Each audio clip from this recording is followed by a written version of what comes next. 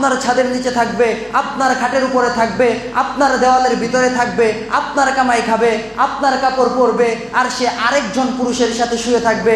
এটি যেমন আপনার সাথে শরীক করা হয়, আর আপনি আল্লাহর আসমানের নিচে থাকেন, আল্লাহর জমিনের উপরে থাকেন, আল্লাহর অক্সিজেন নেন, আল্লাহর পানি খান, আল্লাহর দেওয়া রিজিক আপনি ভক্ষণ করেন, আল্লাহর দেওয়া জীবজন্তুর মাংস আপনি খান, আর আপনি আল্লাহকে বাদ দিয়ে অন্য কাউকে সেজদা করবেন, আপনি আল্লাহকে বাদ দিয়ে অন্য কারো কাছে সাহায্য প্রার্থনা করবেন, এ কথা আল্লাহ সুবহানাহু ওয়া তাআলা কোনো অবস্থাতেই সহ্য করতে পারে না। এজন্যই হচ্ছে ইন্নাশ শিরকা লা জুলমুন আযীম, শিরক হচ্ছে মহান আল্লাহ সুবহানাহু ওয়া তাআলার কাছে সবচেয়ে বড় জুলুম। যদি কোনো ব্যক্তি শিরক করে মারা যায়, আল্লাহ সুবহানাহু ওয়া তাআলা তাকে ক্ষমা করবে না।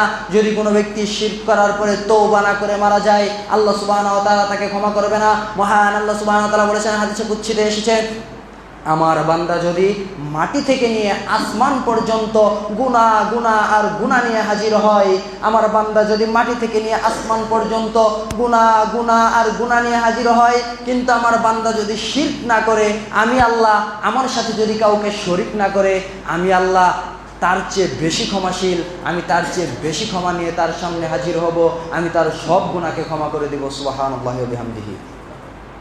কিন্তু যদি আপনি শিরক করেন, তাহলে ক্ষমা করা হবে না।